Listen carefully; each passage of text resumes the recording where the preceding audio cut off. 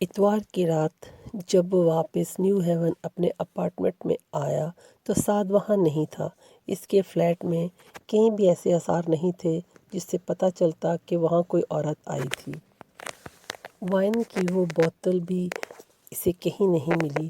وہ زیر لب مسکراتا ہوا پورے اپارٹمنٹ کا تفصیلی جائزہ لیتا رہا۔ وہاں موجود ہر چیز ویسے ہی تھی جیسے وہ چھوڑ کر گیا تھا۔ سالار نے اپنا سامان رکھنے کے بعد سعد کو فون کیا۔ کچھ رسمی سلام دعا کے بعد وہ موضوع پر آ گیا۔ پھر اچھی رہی تمہاری اسٹڈی؟ اسائنمنٹس بن گئے؟ ہاں یار، میں تو 2 دن اچھا خاصا پڑھتا رہا۔ اسائنمنٹ تقریباً مکمل ہو گئے۔ تم بتاؤ تمہارا ٹرپ کیسا رہا؟ سعد نے جواباً پوچھا۔ بہت اچھا۔ کتنی دیر میں پہنچ گئے تھے وہاں؟ رات کے سفر میں کوئی پرابلم تو نہیں ہوئی؟ سعد نے سرسری سے لہجے میں پوچھا۔ نہیں، رات کو سفر نہیں کیا تھا۔ کیا مطلب؟ مطلب یہ کہ فرائیڈے کی رات کو نہیں گئے، سیٹرڈے کی صبح کو گئے تھے ہم لوگ وہاں، سالار نے بتایا۔ تو تم پھر سینڈرا کی طرف رہے تھے؟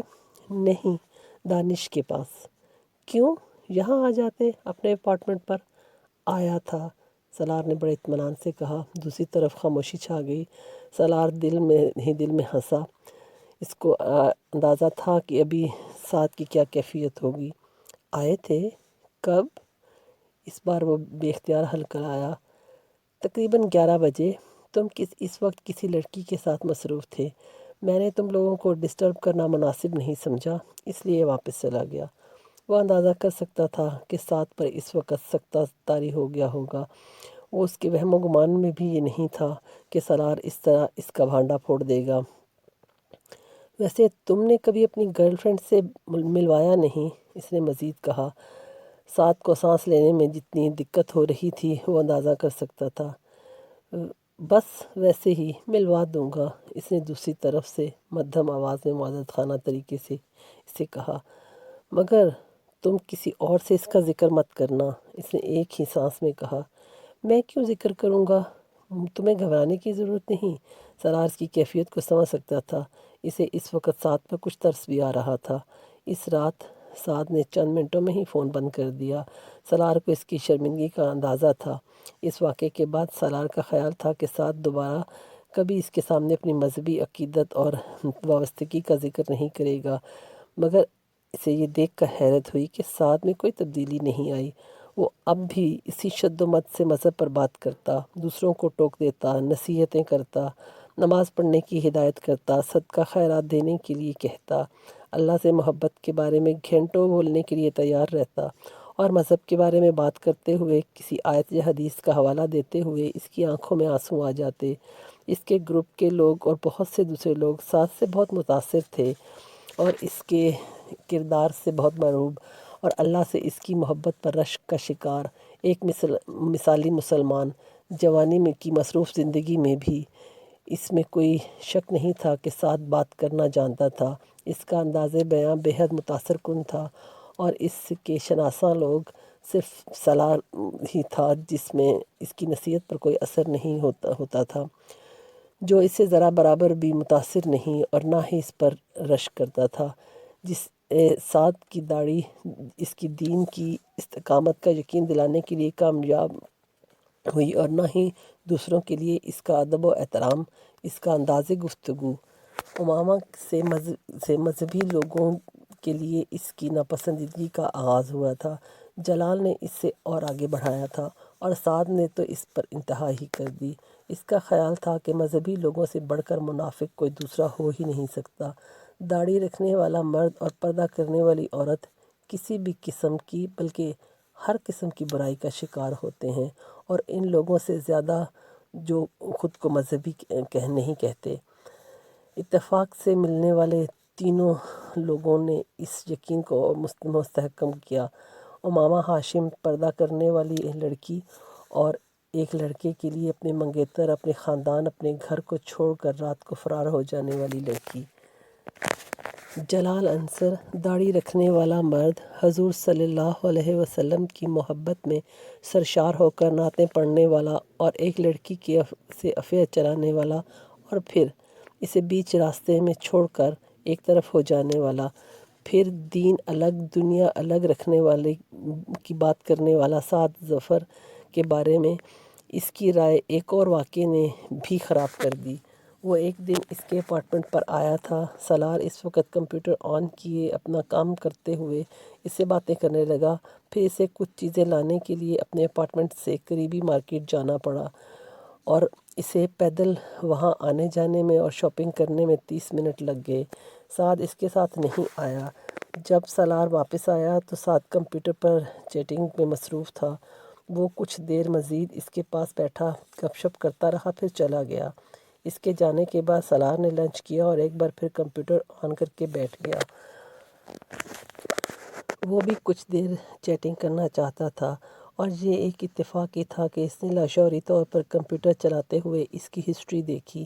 وہاں ان ویب سائٹس اور پیجز کی تفصیل تھی جو کچھ دیر پہلے اس نے یا سعد نے دیکھی تھیں۔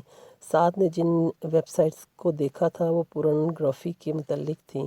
اسے اپنے کسی دوسرے دوست کے ان پیجز یا ویب سائٹس کو وزٹ کرنے پر نہ حیرت ہوتی نہ اعتراض۔ وہ خود ایسی ویب سائٹس کا وزٹ کرتا رہتا تھا، مگر سعد کے ان ویب سائٹس کو وزٹ کرنے پر اسے حیرت ہوئی اور اس کی نظر میں وہ اور نیچے آ گیا۔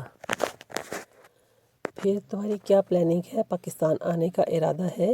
وہ اس دن فون پر سکندر سے بات کر رہا تھا۔ سکندر نے اسے بتایا کہ وہ طیبہ کے ساتھ کچھ ہفتوں کے لیے آسٹریلیا جا رہے ہیں۔ انہیں وہاں اپنے رشتہ داروں کے ہاں ہونے والی ایک شادی کی تقریب میں شرکت کرنی ہے۔ آپ دونوں وہاں نہیں ہوں گے تو میں پاکستان آ کر کیا کروں گا؟ اسے مایوسی ہوئی۔ یہ کیا بات ہوئی؟ تم بہن بھائیوں سے ملنا۔ انیتا تمہیں بہت مس کر رہی ہے، سکندر نے کہا۔ پاپا، میں ادھر ہی چھٹیاں گزار لوں گا، پاکستان آنے کا کوئی فائدہ نہیں۔ تم ایسا کیوں نہیں کرتے کہ ہمارے ساتھ آسٹریلیا چلو؟ معیز بھی جا رہا ہے، انہوں نے اس کے بڑے بھائی کا نام لیتے ہوئے کہا۔ میرا دماغ خراب نہیں ہو گیا پاپا کہ میں اس طرح منہ اٹھا کر آپ لوگوں کے ساتھ آسٹریلیا چلا جاؤں؟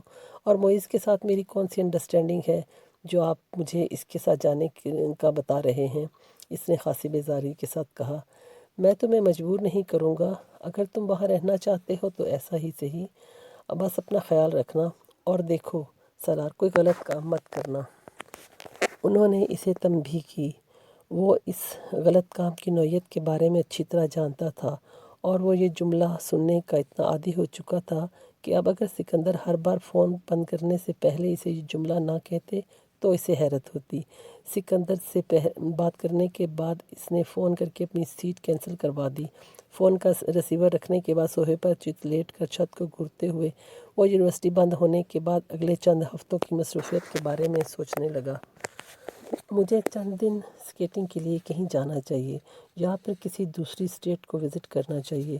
وہ منصوبہ بنانے لگا۔ ٹھیک ہے، میں کل یونیورسٹی سے واپسی پر کسی ٹور آپریٹر سے ملوں گا اور باقی کا پروگرام وہیں طے کروں گا، اس نے فیصلہ کیا۔ اگلے دن اس نے اپنے ایک دوست کے ساتھ مل کر سکیٹنگ کا پروگرام مکمل کر لیا اور سکندر اور اپنے بڑے بھائی کو اپنے پروگرام کے بارے میں بتا دیا۔ چھٹیاں شروع ہونے سے ایک دن پہلے اس نے ایک انڈین ریسٹورنٹ میں کھانا کھایا اور کھانے کے بعد وہ کافی دیر کے لیے بیٹھا رہا اور پھر ایک قریبی پب میں چلا گیا۔ کچھ دیر وہاں بیٹھنے کے دوران اس نے چند پب پیے۔ رات 10 بجے کے قریب ڈرائیونگ کرتے ہوئے اچانک اسے متلی ہونے لگی۔ گاڑی روک کر وہ کچھ دیر کے لیے سڑک کے گرد پھیلے ہوئے سبزے پر چلنے لگا۔ سرد ہوا اور خنکی نے کچھ دیر کے لیے اسے نارمل کر دیا، مگر چند ہی منٹوں بعد ایک بار پھر اسے متلی ہونے لگی۔ اسے اب اپنے سینے اور پیٹ میں ہلکا ہلکا درد بھی محسوس ہو رہا تھا۔ یہ کھانے کا اثر تھا یا پگ کا، فوری طور پر وہ اندازہ نہیں لگا سکا۔ اب اس کا سر بری طرح چکرا رہا تھا۔ یکدم جھکتے ہوئے اس نے ایک بے اختیار کیے کی اور چند منٹ بعد اسی طرح جھکا رہا۔ معدہ خالی ہو جانے کے بعد بھی اسے اپنی حالت بہتر محسوس نہیں ہوئی۔ سیدھا کھڑا رہنے کی کوشش میں اس کے پیر لڑکھڑانے لگے۔ اس نے مڑ کر گاڑی کی طرف جانے کی کوشش کی، مگر اس کا سر اب پہلے سے زیادہ چکرا رہا تھا۔ چند گز کھڑی گاڑی کو بھی وہ دیکھنے سے قاصر تھا۔ اس نے بمشکل چند قدم اٹھائے مگر گاڑی کے قریب پہنچنے سے پہلے ہی چکرا کر زمین پر گر پڑا۔ اس نے اٹھنے کی کوشش کی مگر اس کا ذہن تاریکی میں ڈوب چکا تھا۔ مکمل طور پر ہوش کھونے سے پہلے اس نے کسی کو اپنے آپ کو جھنجھوڑتے ہوئے محسوس کیا۔ کوئی بلند آواز میں اس کے قریب آ کر کچھ کہہ رہا تھا۔ آوازیں ایک سے زیادہ تھیں۔ سالار نے اپنے سر کو جھٹکنے کی کوشش کی۔ وہ اپنی اس سر کو حرکت نہیں دے سکا۔ اس نے آنکھیں کھولنے کی کوشش کی مگر ناکام رہا۔ اب وہ مکمل طور پر تاریکی میں ڈوب چکا تھا۔